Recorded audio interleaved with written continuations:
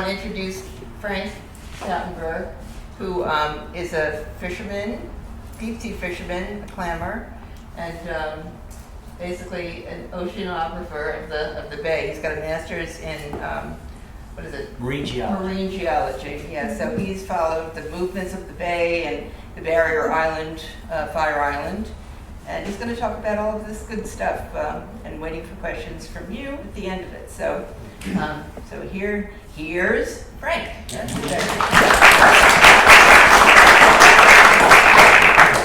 You pretty much know who I am. I've been on the water here in the area. I'm local. I'm a local guy. I've been here almost 66 years. So I've been on the water over 50. So God asked me to speak and tell you nothing. I said today, nothing I will say is from a book. Everything I say is what I see and what I've seen. So that's how it's going to go. You know, that's the way it's going to go. So just want to tell you how I got started. Lived over by West Sable Golf Course over there. 5 years old, my father took me snapper fishing with one of those bamboo poles. So I sit there and I'm like, this is great. This is great. Bothered him every day that summer to take me snapper fishing. By the time I was in second grade, I was riding my bike there every day. So when I'm there, seeing all the clam guys come in, I'm like, what the hell's going on? This guy's got these boats full of clams, all these old Dutch guys. Dad, those guys are making a lot of money. Because, hey, you go away. So finally I broke them down when I was 12 to get a boat. So me and my brother got a boat. We go out there. My older brother, he's 14, I'm 12, so he sits there and, okay, you guys got to work it out. I got all this rigs. My brother, what does he do? He throws me in the water. Go, Trey. I'm like, just give me a thing, right? So I'm out there for like 2 hours. I'm waving. I filled up the whole basket. He's sitting there and he goes, what are you doing? Filled up the whole basket. He goes, I only got half a basket. Do that a few times. I'm doing two big baskets every day. My brother's doing one on the boat with the long rig. I'm going to switch. So we switch. I did 3 in the big boat. He did 1 in the water. So now I'm sitting there, we're double raking out there. So sitting there, that lasted like 2 years. And then I'm 14, and I saved my money. And when I was 14, I got my brand new boat and my brand new motor and separated from my older brother.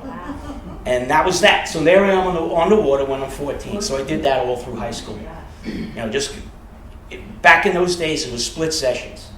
So you go to school real early, get up at 6 o'clock. I was home at 12 o'clock. Get on my bike, go out, go clamming. So I would sit there and make $30 after. So that's what I did all through high school. Then I went over here to Dowling College, and I did the same thing over there. So I whack on my classes Monday and Wednesday, did clams on Tuesday and Thursday. So I just never stopped. It just took it all in. It was just all of a sudden, that's it. I'm like addicted. Now I'm addicted. So I go through, all through college. I paid for college. You've heard all these stories. I paid for my college. Then I go to grad school. I went to Queens College and there. I paid for all of that. Then I get this oil exploration degree, and everybody remembers we kissed and made up with the Saudi Arabians. Price of oil is $12 a barrel. Nowhere for me to go. I'm like, I guess I'm on the water now. So that's the way it all started. So I'm now on the water. I'm doing this full time. It was crazy. So I was on the water here from 1970. That's when I was 12 to 1990. So that's 20 years. So we had some pretty cool stuff happen over those 20 years, and people who are around here know what it was like. In 1976 and 1977, the whole Great South Bay froze. It froze like a rock, and then it snowed, and then it froze more, and then the wind blew. So the ice on the bay was this thick, and there was piles of ice. I wish I had them. 30, 40 feet high from the wind just stacking it up. So the state says, well, these guys can't go clamming, so let's open up Babylon Cove. We went to Babylon Cove with chainsaws and axes and saws and started going through the ice. So we're in there digging clams in Babylon Cove in the ice. It was actually really, it was crazy. So I used to get so exhausted from digging these holes. One of my friends, I said, listen, can you come with me? I need somebody to dig the holes for me. So I'm driving down. I got this old Chevelle. I'm driving down to Babylon. He goes, okay, where are we going? We're going down to Babylon Dock. All of a sudden, I'm like heading right up to the dock, and I go like this with the wheel, right onto the ice with my car. And I get up to like 80 miles an hour, and I hit the brake, and I'm going, woo! So then I drive up, and I go, we're here, and there's all these other guys with cars. We're all parked next to our holes, and we're doing great. We're making money. It was crazy. It was the craziest thing. So that was just that 1 year. And so then another thing we had in that same era was they were transplanting clams. They were dredging clams out of New York City and Little Neck Bay. So they would bring in these dredges, and over by the causeway, the Robert Moses Causeway, they had a transplant area there. So they transplanted all these clams. So they set a date where they're going to leave them in, and they had the police there. So then they say, okay, you can dig them. So we all go down there. I get down out, I was always like, they called me, during those days, they called me the banker clammer, because I went from 8 to 4, like a banker. A lot of these guys would go like 6 or 5:30. Nah, I went out there 8 to 4. So I do my normal banker thing. They got all these boats. You've seen pictures. There was nowhere for me to go. They had everybody jammed in there like sardines. And now I'm sitting there like, how the heck am I going to get in here? So I pull up, I'm looking around. All of a sudden I see one argument. That's what clam diggers like to do. They like to argue amongst each other. So I pull in there when somebody's arguing. I hit a little spot and moved right in. And I just sat there and I just was like everybody else, just throwing. Everybody was hitting each other with the pipes and all this other stuff. It was crazy. But that's the stuff that went on. So it was pretty cool. But there's a whole technique to the clam digging that I'm sure some people may know, other people may not. But it's all about a technique. It's not like you just go out there and throw a rake in the water. So what I did was I brought in this old rake that I have, and I'll show you how it works. Heavy. Yeah, this one's, I have stuff that's heavy that's made out of stainless steel. That's what I'm using right now. It's custom. This is an old piece of junk, actually. So, what you do is, there's a little nib on the end. There's a hole in the aluminum. So you take a hose clamp and you put it in here. Usually you have 5 or 6 of these you put on here, and you strap it all down, and that's how you hook. That's how you hook to your pipe. So that's your setup for the rake, and then you always have to have an angle to get into the water. So you have the pipe and you adjust it. So in other words, if you're in deeper water, obviously you use more handle. Shallow water, you go like this, and then you clamp it all down with a hose clamp. So that's the way that works. And it's not, there's a technique to it. So then on the top, I had this old thing. Mine is aluminum now, but I brought this because it's kind of cool. It's one from the 40s or 50s or something, where they actually used like a piece of oak, and they clamped it on. This is from the old timers. This isn't me. I'm not that old. But and it used to be this, like this. You would be like this. The angle would be a little bit more like this. So you would adjust it accordingly, according to the depth that you're at, and then you would just adjust it, and then you actually have a feel for it. I could actually tell you almost what's in the rake, if it's going to be a good one, if it's going to be a bad one, and then if the actual set is correct. In other words, you can feel, when you're raking it, you can feel that, oh, it's right. It's in the bottom right. If it's not, then you have to make the adjustment. So that's the trick of it. The other things that come into play is the tide and the wind. So in other words, you have to situate yourself so that you have your boat. This is my boat. It's kind of, picture small, but it's an old Chickadee style. It's a flat bottom boat. So you situate, like I'm standing here, and you situate yourself in the boat, and you catch the tide, you catch the wind. And then you're able to move along the bottom and get some pull, so you can fill up the rake. So the way to do it, the best way to do it, is to go and dig on an edge. So here's the bay bottom, like this is an edge, and it's flat. So if you're digging clams, you want to be on the edge. You want to be on the edge because the clams on the edge, the water comes in, so the clams on the edge get hit with more of the water column because they are filter feeders. So the ones on the edge are going to get the food stuffed right in their face. So the food's hitting them right in the face. If they're on the flat spots, like top here or the bottom there, they're not exposed to the water column at all. So in other words, they're getting less food. So the ones on the edge are the ones that are going to grow. The ones on the edge, that's where concentration is going to be. So that's where you want to be. And then you got to figure out how you're going to hit the edge properly. So then the other thing you got to figure out is where the hell you're going to go, because the bay is pretty big. So where I started,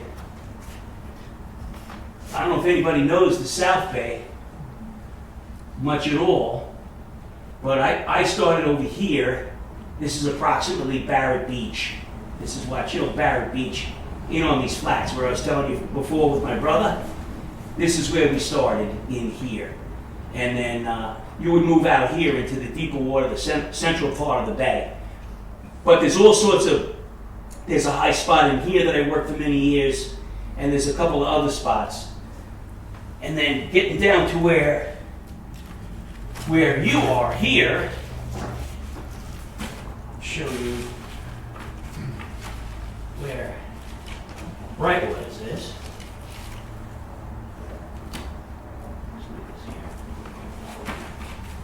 Because it is the Brightwaters Club. So this is Robert Moses here. So Brightwaters, I think, is right in here. Right in here. Yeah, this here, this straight part is that canal over by you, Dottie.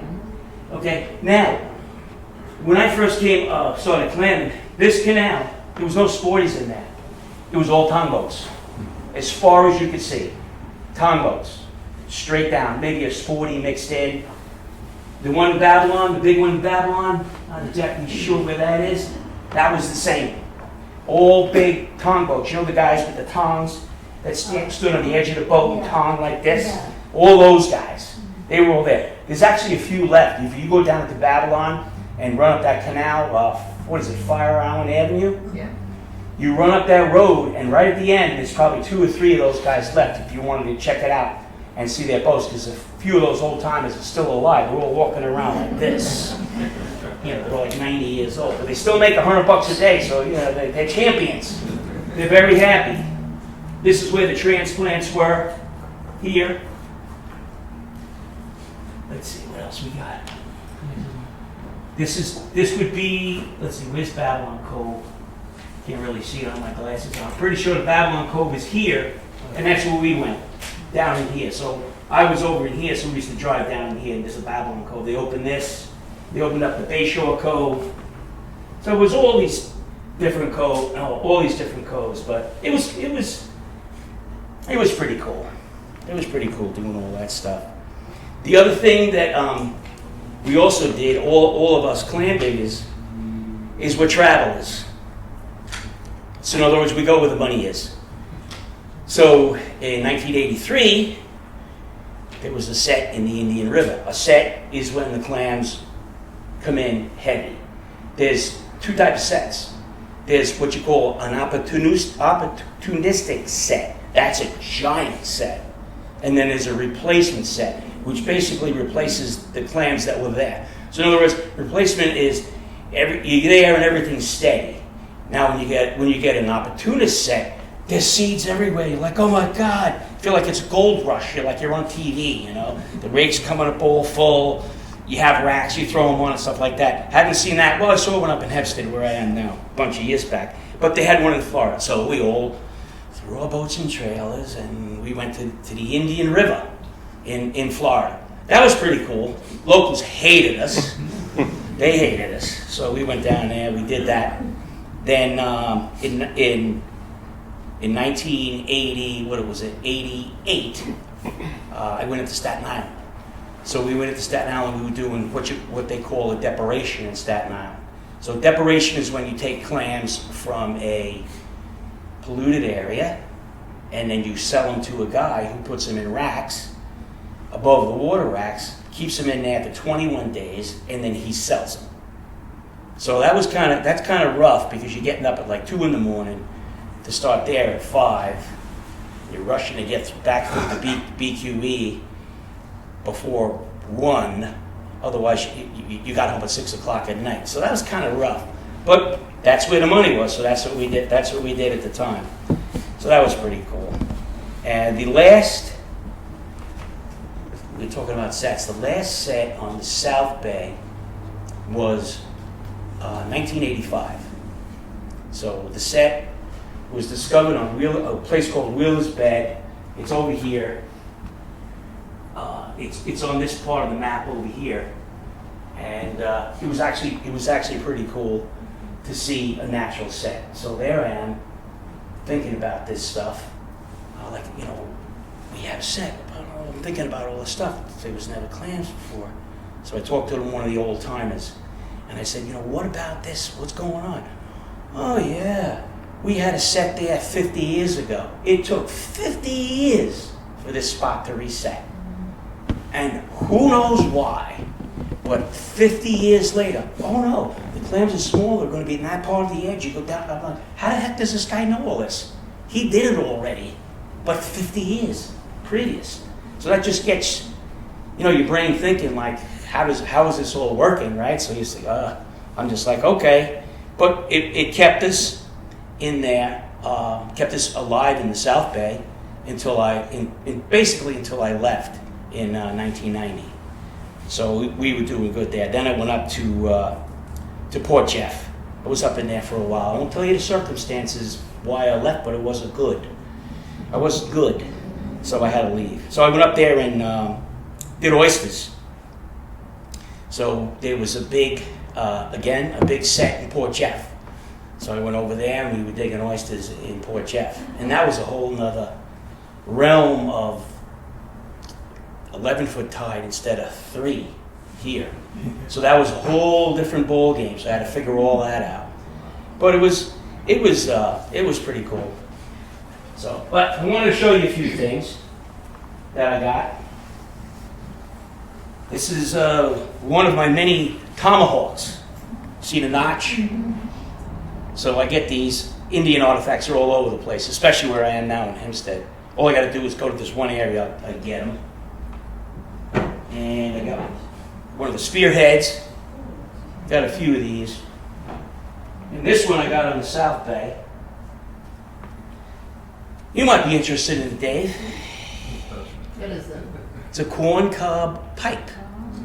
So now this would be on the end, right? This would be the corn cob. So what they did was the old Dutch guys, they drilled it this way. Then they drilled it this way. Then they set this pipe that they made. I don't know what the heck it was made out of, to tell you the truth. Right. Yeah, I don't know. Is it a pipe?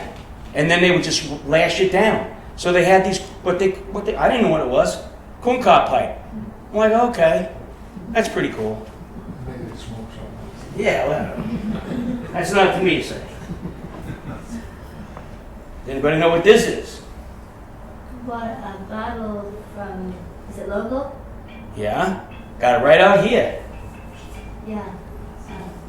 Okay, They had different things, and sometimes it was milk, and that's how the milk bottle should. Well, the only thing in was here, this was booze. This is when the Kennedys were smuggling all the booze in. So they had these big, thick bottles, and they would stow them below the deck, almost as ballast.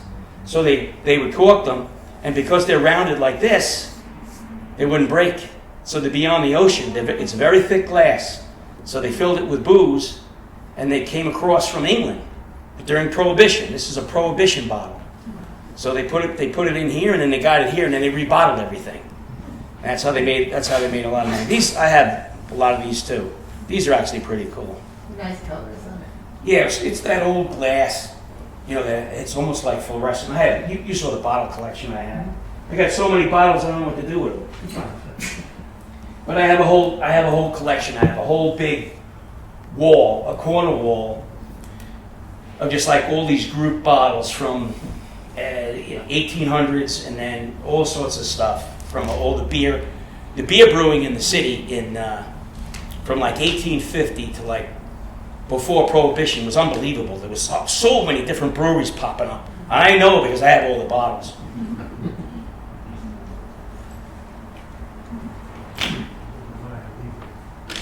This one they put on the website. I don't know if you guys saw it.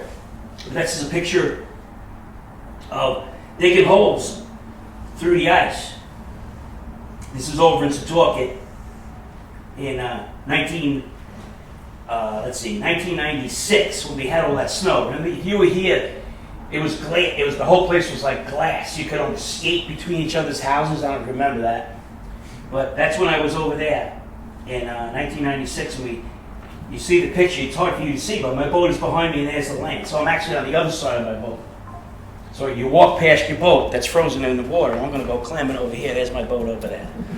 So it was easy to get all my equipment there because all I did was stop at the boat on the way out. And on the way in, I just threw everything back on the boat, all the rigs and everything. So that was pretty cool. So, this is where I'm working now in Hempstead. This is my boat. Same boat. I've had this boat almost 50 years. So it was built over in Oakdale by Eli Laminates, 1976. So it's an old, like I said, a Chicopee style boat, completely flat. The bottom is completely flat. And the reason for that is that if it gets rough out, you don't do this with a V bottom. You do this. So if you're clamming, what do you want to do? I'd rather do this, up and down. So they made them flat. So you go up and down. That's all you do. If a boat weight goes by, you go a little bit up and down. You don't go crazy. You get on a V bottom boat with a formula hull, and all of a sudden you can't even stand up. It doesn't happen to me. So that's pretty much that, as far as that goes. So now I want to move to the history of the bay. So what I've seen, just one example. This right here is where the Fire Island Lighthouse is. Right here. It was the inlet in 1820 something. This was the inlet. So what has gone on is, it's called literal drift, has moved the inlet west. So the inlet moves west, like this. So when I first saw the inlet, it was here, back in like 1975. Since then, it's moved a half a mile west. Dan, you were out there, you saw it. George, you saw it. It's moved about a half a mile west. So that is one of the reasons why there's a problem within the ecosystem as far as rejuvenation of clams, for the simple reason that the change of the water, it takes 2 miles for the water to get out. It takes 2 miles for the water to get in. So in other words, there's less flush. You know, obviously when you want water, you want it to be clean, but you can't just think how less clean it would be if you have 2 more miles that you got to go from where it was in the 1800s, early 1800s, 1820, 1830, whenever it was. So that's something that I've seen, and it's happened. So you look up when they built the lighthouse, when it was at the inlet. Oh yeah, they built it in 1825. That's where the inlet was. How crazy is that? It's only 200 years. Look at this, 2 miles. So it's changed the ecosystem in here dramatically. These are all like speculation. The other thing is the way that this barrier moves. This is a barrier island. I don't know if you guys know anything about it, but the barrier is moving this way. So in other words, the barrier is migrating towards the shoreline. So it pushes. Well, I wonder why Lindenhurst is underwater. I wonder why Massapequa was underwater. Why is Mastic underwater? Because this is moving this way. So everybody builds all these houses 50 or 100 years ago. The barrier is going this way. Okay, how do you know that? Let's see, where would it be? I know there's one at Watch Hill. There's a couple, but the one that I've seen is over at Watch Hill, down this way quite a bit, but it's right along the barrier. You know the bog. You know when you're walking on the base side of the barrier, you have those big, what do they call them? What are those weeds called, Dan? Those big weeds that stick up. Right. Yeah, whatever those big weeds are called. I don't know what they're called. Yeah, that's exactly the word I'm looking for. So you have those big cattails. They're up over your head, right? And then you look at the bottom. There's little stems, and they come out of the bog. So the bog is like almost like a sponge, like a squishy sponge. That you see on the base side. Go over here, down in here, in the ocean. The waves are hitting it. So there we are looking at a bog that was on the other side. So it's moved. It's got to be, I don't know, quarter mile. You say to yourself, how the hell did that happen? The barrier's moving this way. That's what's going on. The waves hit, come in like this. It's called a literal drift that goes this way. It goes this way because of the Coriolis effect, the Earth spinning. Deflects everything to the right. Well, looking this way, to the right. And that's what you got going on in the South Bay. The migration this way, the mainland is getting squeezed by the barrier. Now, the Army Corps of Engineers tries to fix all these things, but there's just so much fixing they could do. So that's what's going on. That's why a lot of these areas are all flooding out. So, and that's almost common knowledge if you know an oceanographer, a coastal oceanographer or something like that. But that's what's going on with the ecosystem. The other thing is the Superstorm Sandy. Everybody knows Superstorm Sandy. So what Superstorm Sandy did was it broke that barrier down Old Belport. That is now completely filled in. You can walk across. But there was a big to-do at the time. Should they fill it in? Should they fill it in? So the scientists up at Stoutenburgh, rightly so, said let just Mother Nature do its thing. Now you have to understand that inlet has been reforming for thousands of years, ever since the ice pack left. So it's been opening and closing. Same with Rich's Inlet. In Rich's Inlet, they stabilize now, but it's been open. It opens and closes. It used to open and close like every 15 or 20 or 30 years. So the ecosystem is not really allowed to do what it wants to do a lot of the time. So this time they let it do it. The only problem is that they really didn't get the results that I was expecting, like rejuvenation of all the eelgrass that was up in here, up in the flats, East and West Island, up in here. And some of you local guys know, this was all eelgrass flats. All the treaders are up in here, all this eelgrass. It's all dead now. It's all gone. Some of it's coming back, but I was hoping with the flush from over here that it would rejuvenate all this stuff. I don't know if you remember it, but back in the 70s in the Bay, in like August, September, the eelgrass would all die. So now you're trying to get out. I would try to get out to work. You couldn't get out. You were stuck in eelgrass. So every 100 feet, you'd have to sit there, go back to the boat, take it off your motor, and then go look around, and all of a sudden you were in a wall of eelgrass again, and you had to drive through it. There was no way to get it. You don't see that anymore. Gone. It's just all destruction of the ecosystem for, a lot of different reasons. I mean, mostly it's us humans polluting it, probably. Because, we're the factor, we're a big factor. There was probably, how many on there in the island now? A couple million people. There was probably 500,000, 50, 60 years ago, probably 500 to 600,000 people. Now there's like 2 million. So that's what's, there's definitely a lot of that going on. Another consequence was when they put in the Bergen Point, they pump it in the ocean now, the sewage from Bayshore. They pump it into the ocean. Here it is. And they set up a line, I think it was in the early 70s, maybe 72 or 73, where they took the sewage and they just pumped it offshore. So all of a sudden, down here, in this zone, Bayshore, Babylon, everything changed. You said, "Oh, what the heck happened?" You would think if they put the sewage offshore, that the bay would be cleaner. Didn't work. Went the other way. So, who knows what happened there? All I know is, like I told you earlier, all I know is I saw it happen with my own eyes. All of a sudden, there's no sets at all down there. But then you go through history, and it's not just now that these crazy things happen.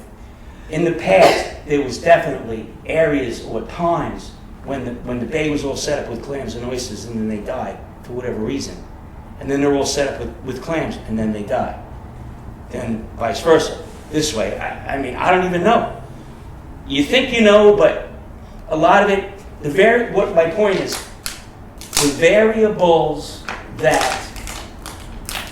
are out there with this ecosystem, there's so many. There's got to be hundreds of little things that if they all add up, if they all align, then everything is going to be good for a set of clams or a set of oysters.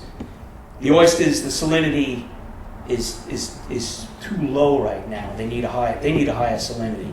So I thought with the new inlet, maybe, especially with the guys doing all the leases out here, all these guys that have oysters in the water, a couple different guys, but that hasn't happened. So I don't know. It's just confusing. And it's, part of me is like really sad over it because we were out there for all those years, and it was pretty cool being out there. One thing about clam dinging is that you just say screw you to everybody else. You just sit there, you go to work, you make your money, you go home. You don't have to. There's no bosses, there's no nothing. The only thing you rely on is that engine getting you back in that boat, keeping you high and dry. That's it. So that's the beauty of it. The bad part about it is when things go bad, it's like getting pinned at a wrestling match. You hide. So it's terrible. You're like, ugh, what do I do now? So I've been doing it so long, I'm like immune to it. Right now, like I was saying, up in Hempstead, we're working down by the Throgs Neck Bridge, just east of the Throgs Neck Bridge. There's Prospect Point, that's just east of the bridge, one more point over Matinacock Point. Well, I'm in that zone there. It's the Long Island Sound. I'm not crazy about it. It's very dangerous because, the way it works in there, people who know, the sound goes like this, so it's like a funnel. So it gets really bad in there, really rough, and it's just a dangerous place, especially this time of year. Like with all this wind, I can't get out. Last week I was out 3 times. I was like, yay! Spring is here, just like everybody else. No, below 40. It's supposed to blow. It blew 40 last night. It's supposed to blow 40 again tomorrow, maybe Friday. I don't know. But that's pretty much my life on the water. You can do good with it, but it's. I tell all the younger guys out there, take the civil service test. That's all I said. I said, don't be me. Oh no, you do. I said, no. But then they look at me like I got 3 heads. Like somehow I'm saying something that they don't even want to hear. I said, you don't understand. I was you. Don't be me. Don't be me. Your body gets, from this job, your body gets destroyed. I've had 3 leg operations already.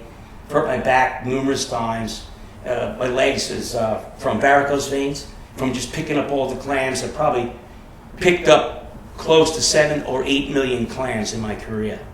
So just think about picking up the rate with 7 million clams over 50 years. So my veins would just break in my legs, so I had various surgeries to take the veins out. and your back, forget about it. Your back is shot. My shoulders, both of them, are arthritic. So I wouldn't recommend this to anybody. Oh, I saw this guy up there. He was telling about clamming. I don't want to do it. No. You don't want to do it. Do it when you go out there and you want to have a barbecue. You know what I'm saying? Go over to like Water Island, catch like a couple of dozen, bring them back, feel like a hero. Yay! Maybe give a few away. But don't do what I do. But I do it up there now. Obviously, it's because I fill the whole boat up. And the guy from Bellport comes from Bellport and he picks up, so I don't have to schlep him all the way back to Bellport. Guy Ocean Rich over in Bellport, so he comes in, he picks him up. A couple more years, I'm just talking to my financial advisor because he's here tonight. I said maybe here, maybe up, if I'm still alive. But that's my thing.